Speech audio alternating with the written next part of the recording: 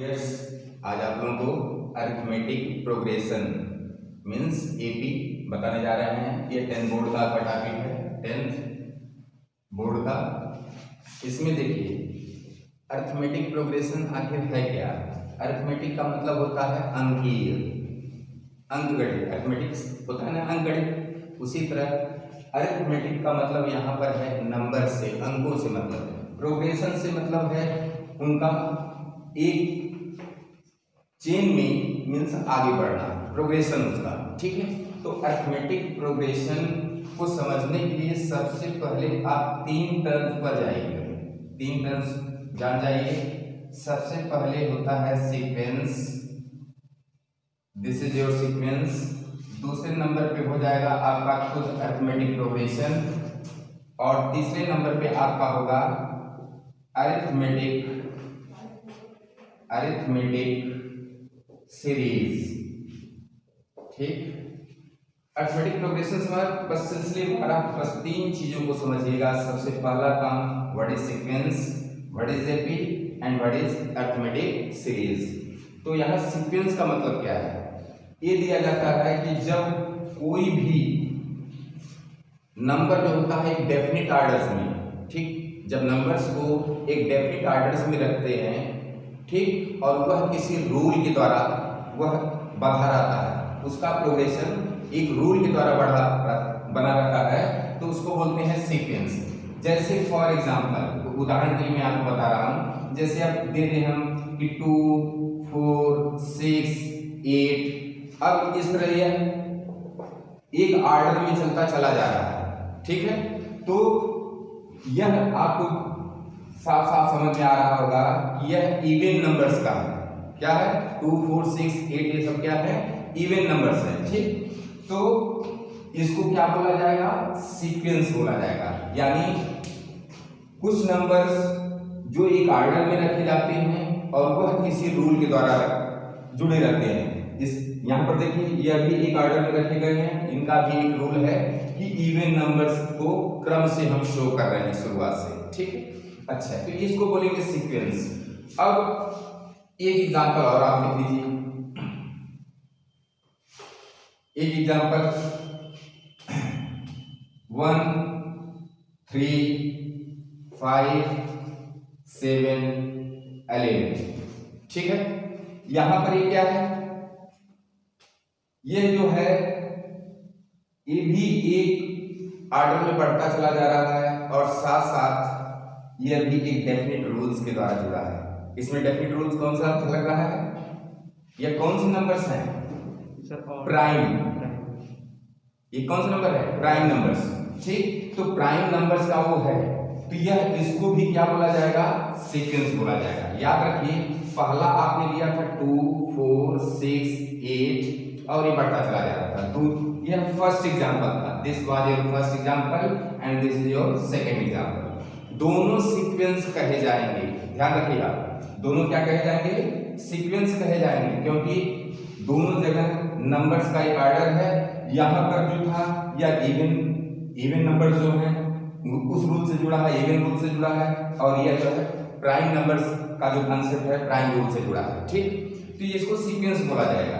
लेकिन अगर यही सीक्वेंस, ध्यान रखिएगा, अगर यही सीक्वेंस में कुछ इस तरह का हो कि हर अगली संख्या, क्या, हर अगली संख्या अपने से जस्ट प्रीसीडिंग, जस्ट पीछे वाली संख्या से, ठीक है, एक डेफिनेट कांस्टेंट के अंतर से जुड़ी रहती है, तो उसको क्या बोल देते हैं, अरिथमेटिक प्रोग्रेशन बोल देते हैं। क्लियर। अच्छा, जैसे आप देखिए यहाँ पर कि यहाँ पर सब ये सीक्वेंस है, क्लियर, ये सीक्वेंस। अब 4 को अगर उठाया जाए तो 4 से जो 2 पल्ले है, ठीक, तो कितने का डिफरेंस है, 2 का। कितने का डिफरेंस है, 2 का। और 6, फिर अगला नंबर हम 6 लेते हैं, 6 से पहले क्या है, 4। अब इन दोनों का डिफरेंस कितना है, 2।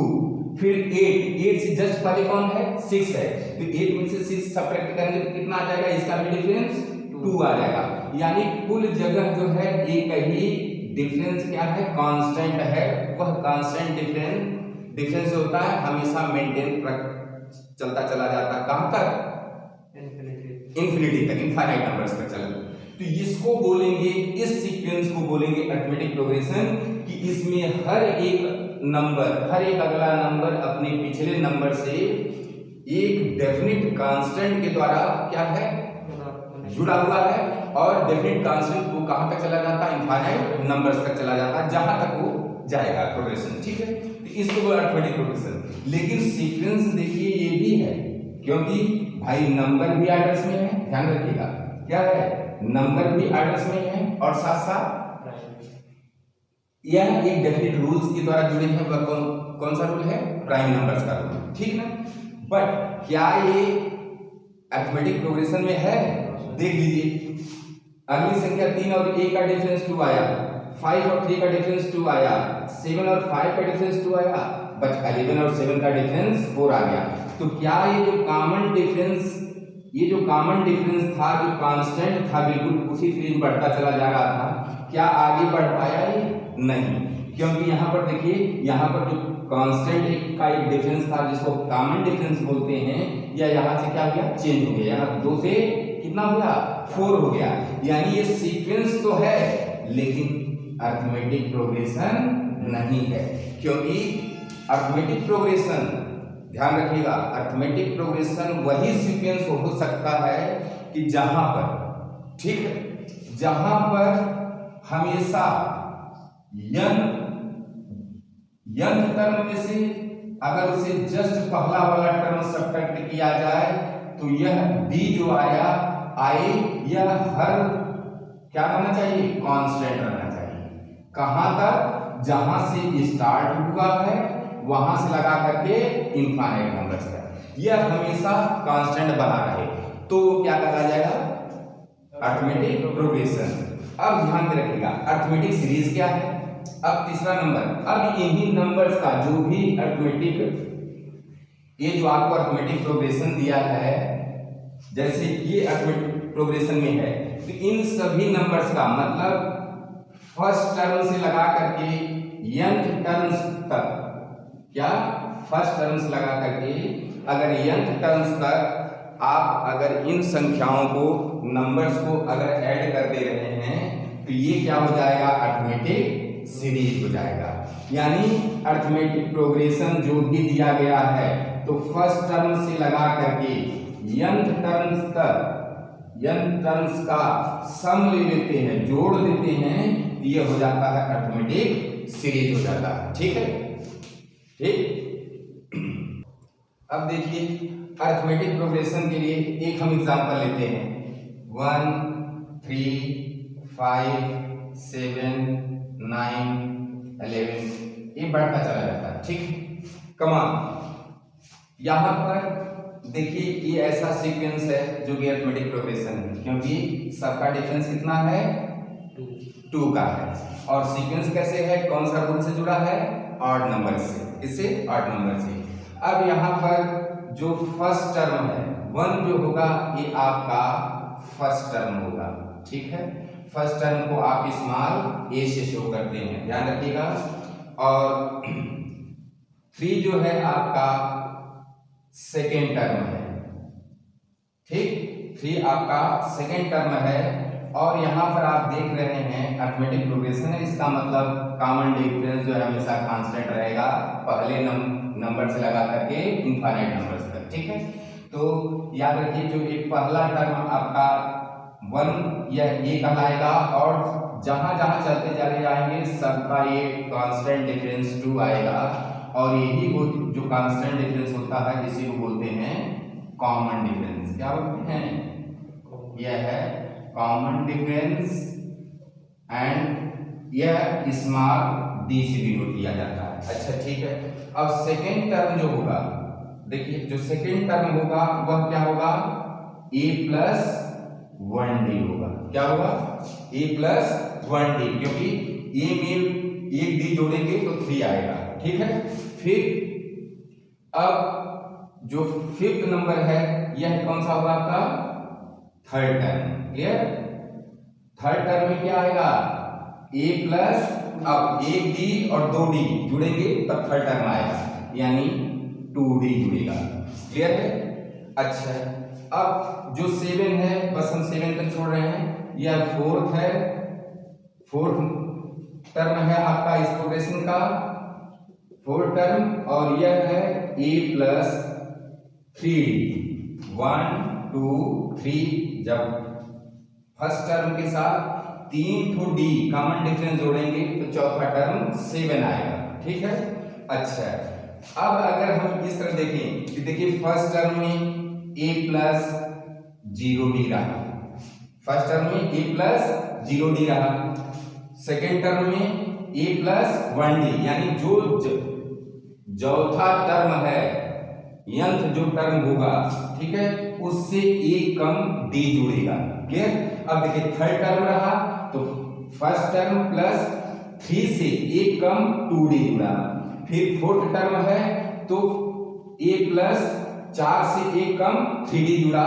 अगर इसी तरह, ठीक है, अगर इसी तरह आप यंथ टर्म की बात करेंगे, यंथ टर्म की बात करेंगे तो यह इक्वल टू कितना हो जाएगा कि फर्स्ट टर्म प्लस इस n में से एक डिफरेंस से कितना कॉमन डिफरेंस ये आ जाएगा, क्योंकि यहां पर चौथा टर्म भी जो भी टर्म का संख्या रही उससे एक कम d जुड़ा है। उसी तरह अगर यंथ टर्म की बात करेंगे तो फर्स्ट टर्म प्लस उससे एक कम n से एक कम d जुड़ेगा, जैसा आपको एग्जांपल दिखाया गया है। और इसी को बोलते हैं जनरल टर्म बोलते हैं। क्या बोलते हैं इसको? जनरल टर्म का फॉर्मुलेशन है। और यही पर जब बोलते हैं यंथ टर्म निकालने के लिए ध्यान में रखिएगा, अगर यही जब बोलते हैं यंथ टर्म, ठीक, यंथ टर्म के लिए वो किया जाता है तो भी बिल्कुल सेम ही आता है। क्लियर? और इसी यंथ टर्म को क्या क्या बोला जाता है? Last term. क्या बोलते हैं? एक तरह से लास्ट टर्म भी वही होता है। अब इसको टर्म निकालना, चाहे जनरल टर्म पूछे, चाहे यंथ टर्म पूछे या लास्ट टर्म पूछे, तो आप एक फॉर्मुलेशन यूज करेंगे। ठीक है? आप एक फॉर्मुलेशन यूज करेंगे। अब देखिए, अगर मान लीजिए कोई सीक्वेंस, जैसे ये आपको A, कैपिटल A और B, यह 3 टर्म दिए गए हैं यह सीक्वेंस में, और ये बोला जा रहा है कि A जो है क्या है? मीन है। किसका? A और B का, यानी दो संख्याएं हैं। दो संख्याएं कौन सी हैं? A और B। अगर इसका मीन है तो इसका मतलब यह किस में होगा? अरिथमेटिक प्रोग्रेशन में। किसमें होगा? अरिथमेटिक प्रोग्रेशन में। और अरिथमेटिक प्रोग्रेशन में होगा तो हमेशा ध्यान में रखिएगा कि कॉमन डिफरेंस जो कांस्टेंट आता है वो हमेशा सेम रहेगा। इसका मतलब ये होगा कि अगर अगले टर्म से जस्ट पिछला वाला टर्म सब्ट्रैक्ट किया जाए तो जितना यहाँ पर आएगा उतना अब ये अगला टर्म से अगर a को घटाया जाए तो वही यहाँ पर भी आए। यह है कॉमन डिफरेंस। इसका मतलब ये है कि a में से a घटाएं या फिर b में से a घटाएं, यह हमेशा क्या आएगा? ये d ही आएगा। क्लियर? तो अब देखिए यहां पर देखिए a को एक तरफ कर लीजिए, a को उधर कर लीजिए, ठीक, एक उधर करेंगे तो ये आ जाएगा a प्लस b, ठीक है, इज इक्वल टू 2a। क्या आ जाएगा भाई? एक उधर करेंगे माइनस होगा, जो है माइनस माइनस माइनस 2a आ जाएगा। अब b भी इधर आएगा माइनस में, तो दोनों तरफ से क्या करेंगे? माइनस से मल्टीप्लाई करके क्या करेंगे? माइनस हटा देंगे तो ये आ जाएगा। या आप लिख सकते हैं 2a is equal to a plus b, या अरिथमेटिक मीन, यही जो होगा आपका अरिथमेटिक मीन होगा, और ये हो जाएगा half of a plus b। जैसे आप मीन वैसे भी निकालते हैं, मान लीजिए a पर्सन है b पर्सन है, ठीक ना। अगर मान लीजिए जो ये x ईयर्स का है y ईयर्स का, तो मीन कैसे निकालते हैं या एवरेज कैसे निकालते हैं? क्या करते हैं भाई? x और y को ऐड कर देते हैं। संख्या कितनी है? 2 है, तो 2 से क्या कर देते हैं? डिवाइड कर देते हैं। ठीक इसी तरह जो है यहाँ पर अरिथमेटिक मीन जो होगा दोनों संख्याओं को ऐड करके इसके बाद 2 से डिवाइड कर देंगे। ठीक है, 2 से डिवाइड कर देंगे। क्लियर? अब देखिए कि अगर 2 टर्म्स आपको दिए गए हैं तो उनका मीन निकालने के लिए दोनों टर्म को आप क्या करेंगे 2 से डिवाइड। हाँ, 2 से डिवाइड कर देंगे। ये तो 2 नंबर्स के लिए दिया गया है। अगर यदि यहीं पर ये बोले कि 3 नंबर्स का सम या अरिथमेटिक मीन इतना है तो 3 नंबर्स में ध्यान में रखिएगा, या 3 नंबर्स के लिए जो है आप लेते हैं या कन्वीनियंट होता है, इस तरह का एक फ्रेम बनाया गया है a माइनस डी। ठीक है, a और a प्लस डी।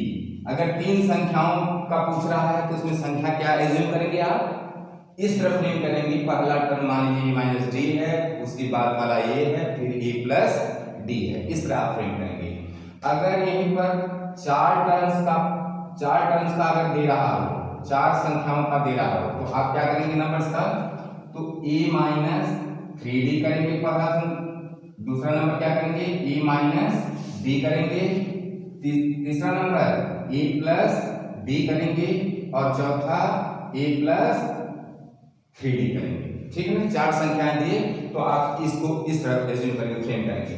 अगर 5 संख्याओं का 5 नंबर्स का अगर दिया है तो आप उसमें क्या सेट करेंगे, पहला a माइनस 2d पहली संख्या, दूसरी संख्या a माइनस d, तीसरी संख्या a, चौथी संख्या a प्लस d और पांचवी संख्या a प्लस 2d।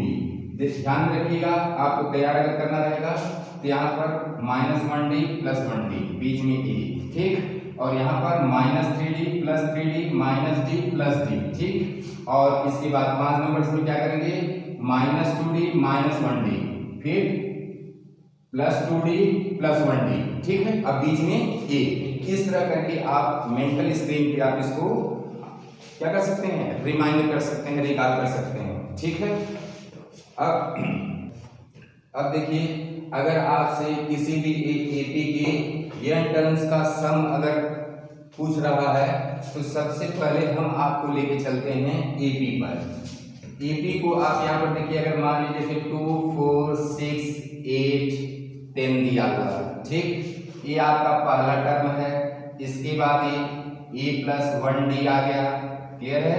इसके बाद तीसरा टर्म के लिए a प्लस 2d, क्लियर है, और चौथे टर्म के लिए a प्लस 3d, क्लियर, और पांचवें टर्म के लिए a प्लस 4d, क्लियर। यह आपके 5 टर्म दिए गए हैं और इनको आप अगर आगे बढ़ते हुए क्रम में है, असेंडिंग ऑर्डर में है, तो आप इस तरह शो करते हैं। अगर इसी को रिवर्स कर दिया जाए, डिसेंडिंग ऑर्डर में कर दिया जाए तो कुछ इस तरह हो जाएगा, 10 हो जाएगा, 8 6 4 और 2 हो जाएगा। अब जो a प्लस 4d था, ये कौन सा टर्म था, लास्ट टर्म था। कौन सा टर्म था, लास्ट। अब लास्ट वाला क्या कर दिया गया है, पहले कर दिया गया है, यानी ये लास्ट टर्म है। फिर लास्ट टर्म से एक d कम, यानी लास्ट टर्म से एक d कम, यानी l माइनस 1d, ये टर्म हो जाएगा, ये आपका दूसरा हो जाएगा। इसके बाद तीसरा टर्म कितना होगा, l minus 2d, very good. इसके बाद नेक्स्ट चौथा टर्म क्या हो जाएगा, l माइनस 3d, और पांचवा term l minus 4d, clear. अब मान लीजिए जैसे हम, ये हमारा अरिथमेटिक प्रोग्रेशन है, ध्यान में रखिएगा, ये हमारा अरिथमेटिक प्रोग्रेशन है और इसको हमको ऐड करना है। तो आप ये करते हैं कि Sn इज इक्वल टू, पहला टर्म सबको जोड़ते हैं a प्लस, फिर दूसरा टर्म जो होगा क्या होगा, a प्लस 1d, ठीक है भाई, ये कौन सा टर्म है, दूसरा टर्म है। फिर तीसरा term a plus 2d, clear, और चौथा टर्म a प्लस 3d, हाँ, और पांचवा term a plus 4d, clear. अब ये तो हम असेंडिंग ऑर्डर में सम निकाल लिए, ठीक। अब डिसेंडिंग ऑर्डर में फिर हम सम निकालें लास्ट टर्म को लेकर के, तो कुछ इस तरह आएगा, पहला टर्म आपका लास्ट टर्म है, फिर उससे एक डिफरेंस कम जो है, यानी l plus l minus 1d आ गया, क्लियर है। अब फिर L माइनस 2D आ जाएगा। क्लियर? क्योंकि असेंडिंग आर्डर में सिर्फ प्लस डी चलता चला गया है, डिसेंडिंग आर्डर में है इसलिए माइनस होता चला जा रहा है। ठीक है, फिर नेक्स्ट टर्म आपका होगा L माइनस 3D। ये देखिए L माइनस 3D होगा, और फिर इसके बाद वाला टर्म क्या होगा L माइनस 4D। क्लियर? और यही जो आपका क्या है यहाँ पर एक जो यंग टर्म लास्ट टर्म रहा, अब यहाँ पर एक ऐड हो गया। अब दोनों को हम ऐड करते हैं। चलिए देखिए, दोनों को हम ऐड कर देते हैं। SN भाई वही अरिथमेटिक प्रोग्रेशन दो बार जुड़ाना है, एक बार फर्स्ट टर्म को लेकर के और दूसरा लास्ट टर्म को लेकर के, यानी twice of sum of n terms of that arithmetic progression is equal to हो जाएगा। चलिए ऐड करिए, इसको ऐड कर कितना आ जाएगा a प्लस एल। कितना आया a प्लस एल। चलिए इसको ऐड करिए, आप इन दोनों को ऐड करिए, प्लस 1D माइनस 1D, फिर कितना आया a प्लस एल आया। फिर अगला टर्म देखिए a plus 2D l minus 2D plus 2D minus 2D, फिर कितना आया a plus first term last term, फिर प्लस यहाँ पर देखिए प्लस 3D माइनस 3D काटिए, फिर आया आपका a प्लस एल आया। ठीक, फिर यहाँ पर अब प्लस 4D माइनस 4D कटा गया, ये आ गया first term and last term. तो यह कितनी बार आया, जैसे n टर्म्स का देता है तो कितनी टाइम्स आया n टाइम्स। कितनी बार आया n टाइम्स आया। तो आप यहाँ पर करेंगे twice of sum of n terms of arithmetic progression is equal to हो जाएगा n times of first number and last term, first term and last term. तो सम ऑफ n नंबर्स क्या हो जाएगा इक्वल टू करेंगे तो इधर twice है तो उधर जाके हाफ हो जाएगा, ये आ जाएगा half n a plus l।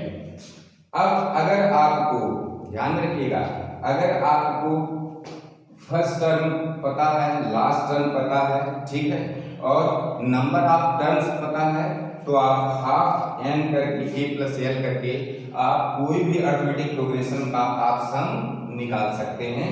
ये आपका डेरिवेशन है। ठीक है, ध्यान दीजिएगा यहाँ पर कि ये जो आप कैलकुलेट किए हैं, अगर किसी को थोड़ा सा भाई लास्ट टर्म आपको ना पता हो, ठीक है, कमान, अगर लास्ट टर्म ना पता हो तो आप क्या करेंगे, केवल सिर्फ फर्स्ट टर्म पता है। ध्यान रखिएगा, जो आप n टर्म्स के लिए जो है, ठीक है, n टर्म्स के लिए आपने क्या किया था a plus n minus 1 into D, और यही n टर्म ही क्या था लास्ट टर्म था। अब ये लास्ट टर्म की जगह जो है भाई ये फार्मूला रख दीजिए, l की जगह ये वाला फार्मूला रख दीजिए, तब देखिए कितना आता है, sum of all terms is equal to हो जाएगा हाफ इंटू n, और यहाँ पर a तो अपना मेंटेनिंग है, प्लस इसको आगे बढ़ा दीजिए a plus n minus 1 into d हो जाएगा।